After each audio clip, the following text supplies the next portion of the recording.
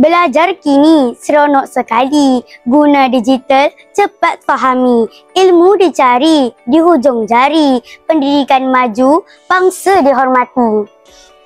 Assalamualaikum warahmatullahi wabarakatuh dan salam Malaysia Madani. Bertemu kita dalam TVPSS Seri Bitara Channel di mana saya akan membawakan berita dan informasi terkini mengenai dunia pendidikan. Pada hari ini, kami akan membincangkan satu topik yang sangat penting iaitu bahan digital memperkasakan pendidikan negara. Dewasa ini, teknologi digital semakin berkembang dan memainkan peranan besar dalam bidang pendidikan.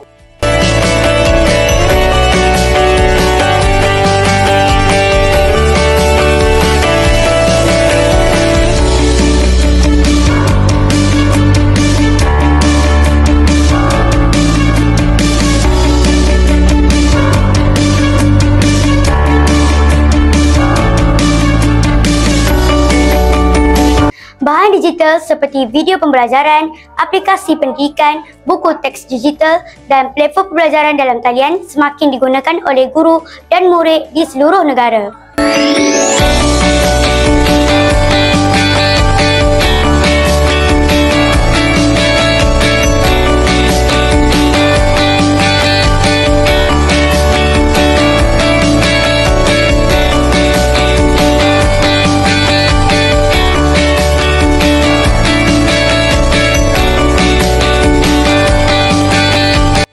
Melalui platform seperti D5, e-pembelajaran dan Google Classroom, murid boleh mengulang kaji pelajaran pada bila-bila masa dan di mana-mana sahaja.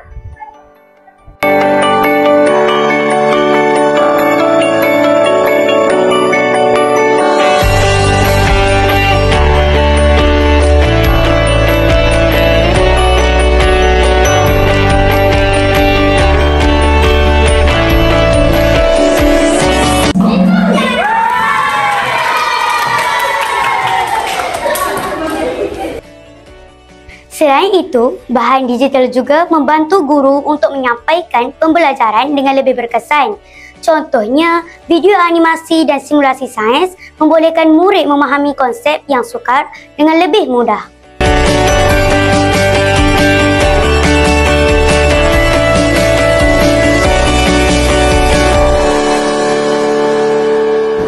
Sebelum mengakhirkan buletin ini, mari kita dengarkan pesanan khas daripada Guru Besar SK Wakaf Baru mengenai kepentingan penggunaan bahan digital secara bijak dan berkesan.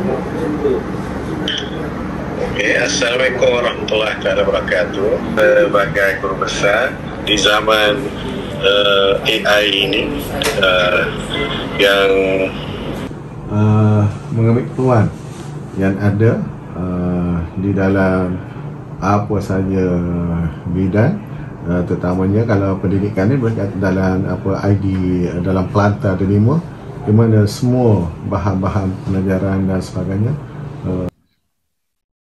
Bersiram puteri di awal pagi, bersiap cantik berjumpa jebat. Maklumat diperolehi melalui teknologi, pemaking masyarakat berteknologi hebat. Saya Nur Izulaika binti Muhammad Firdaus melaporkan dari TVPSS Seri Bitara Channel.